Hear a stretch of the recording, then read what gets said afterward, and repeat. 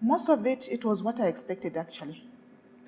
Because this course has been covering a lot of issues. I'll give you an example. The leadership course, where we were being tutored by Chris Breen. I think it was a very wonderful experience for me.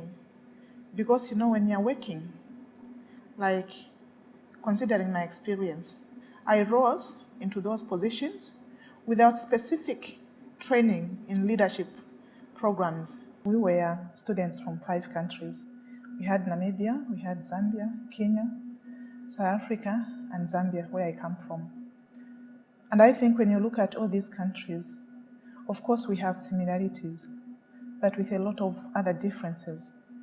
And what this program did was that it was able to bring us together, and we were able to learn from experiences of each individual country. Where you have similarities, you are able to share ideas on some of the initiatives that have worked better and others that have not worked, and what could be done best. Because as you may be aware, most of us are working in public institutions, government institutions, where we are policymakers and other very big organizations. And I think what this entails is that when we go back to our countries, we have to start implementing what we learned. I would say that all the courses are quite interesting, but I will pick particular courses that were of great interest to me because they were practical. They were very practical. And when I say that, I'm talking about both in my home and also in my place of work. I'll talk about the leadership program, where we, from the very first time we met our lecturer, Chris Breen, the first lesson we learned was humility. It's quite challenging because, as you may be aware, most of us were in like middle or higher positions where we work.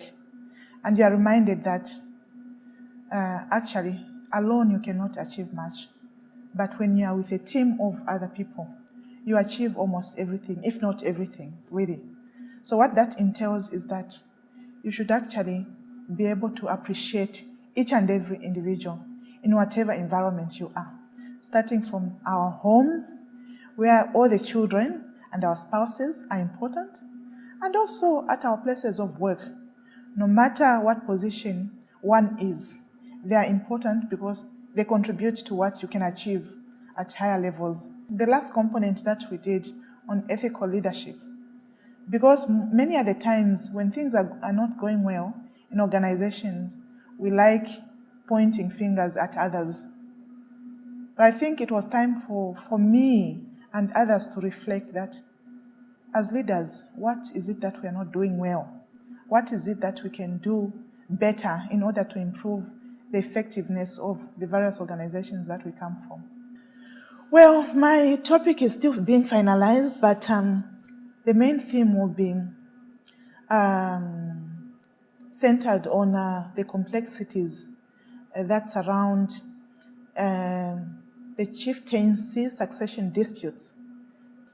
One of the challenges that we've experienced is disputes arising as a result of succession to the throne once a chief dies. You find that despite the fact that there is the family lineage where the next heir is supposed to come from, you find that people are competing to get to that power, to get to that authority position of being a chief. So that is what I'll be researching on. I'll be exploring as to what could be the possible reasons why people want to be to ascend to that position.